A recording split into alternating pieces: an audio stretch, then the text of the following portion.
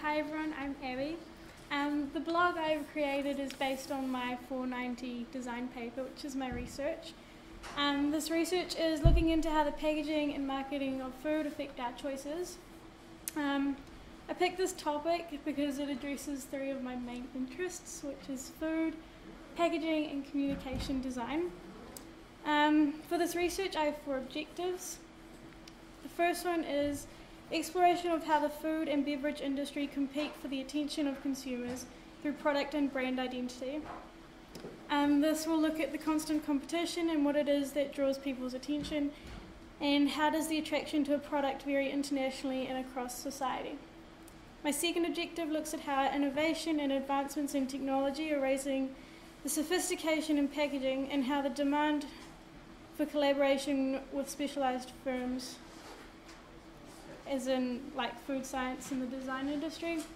This will involve looking into the new technologies and whether these are sustainable. My third objective explores how the relationship between packaging, marketing and lifestyle branding works, and why people choose a high-end brand over a low-end brand or vice versa. I want to explore the feelings behind packaging and branding and their associated market.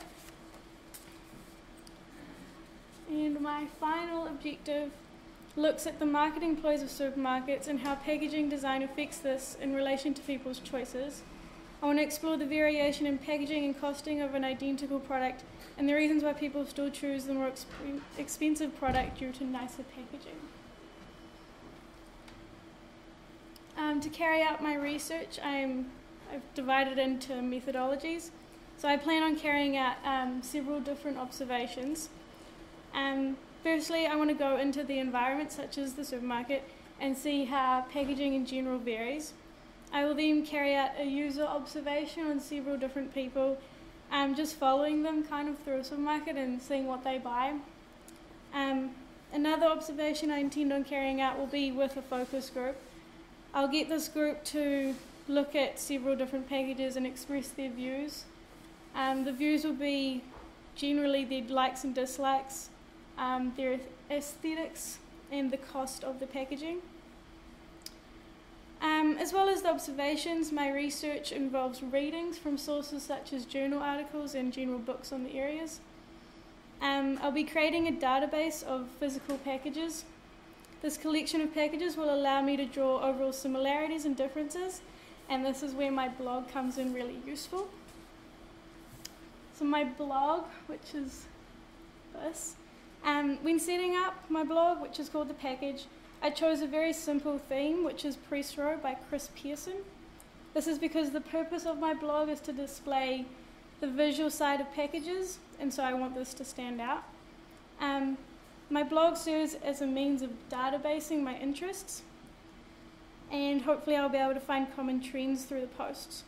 The header of my blog has 4 packaging icons, which are really plain at the moment, and they will serve as a timeline of my research. As I gain more knowledge, they will gain more details such as colour, labelling and brands. At this stage they haven't changed. My inspiration for this project, other than my love of food, design and packaging, comes from other established design blogs such as these ones. These blogs are filled with amazing posts and I can literally spend hours looking at them. They are low on text as well, just mainly imagery, which is what I've gone for. At the same time as my visual research, I'm doing a lot of reading. The key book that I found on my subject is called Design Matters Packaging. This book is amazing as it covers all aspects of packaging and follows up the do's and don'ts with case studies. So I started reading around my topic and got really lost in all my information. So I've created a system of sorting it out. I've numbered my objectives, and as I read, I file them under the appropriate number. They do sometimes overlap, but there's normally a main area. I have a lot of new knowledge on my subject. One of the main factors with food packaging in our world today is that absolutely everything is packaged. Even our apples have stickers. This packaging is a huge opportunity for point-of-sale advertising, which we are responding to more and more as we have less and less time in our day-to-day life. So through my visual research, I found a lot of amazing packaging. There are already categories forming through aesthetics.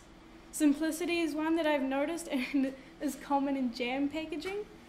Some of these packages, such as the designs by Champion Papers, which are from 1986 but would still sell in today's market just due to simplicity.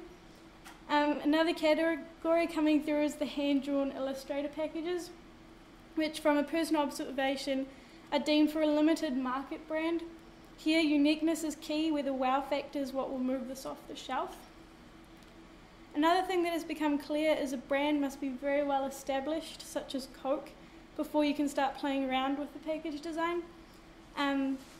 This brand is really well recognised throughout the world, and they've established a really good brand loyalty, so they can bring out these variations. This is a summer range designed by Coke. So I have a lot more visual observing and theory research to do. I want to spread my research focus into international food packaging and how it's made universal. I'm going to look at Thailand next, as it's been mentioned several times as a leader in the food packaging industry. This project has already had a huge impact on me and how I now view packaging. I spend almost double the time in the supermarket just looking at the differences in packages. And even though I'm doing all this reading on how aesthetically pleasing packages are made to suck the consumer in, I still enjoy a good looking package. I think this quote, "The only factor becoming scarce in a world of abundance is human attention," by Kevin Kelly, which I found in the book Design Matters Packaging, puts real definition in the reason food packaging is becoming increasingly important. It is now human attention that we seek. Thank you.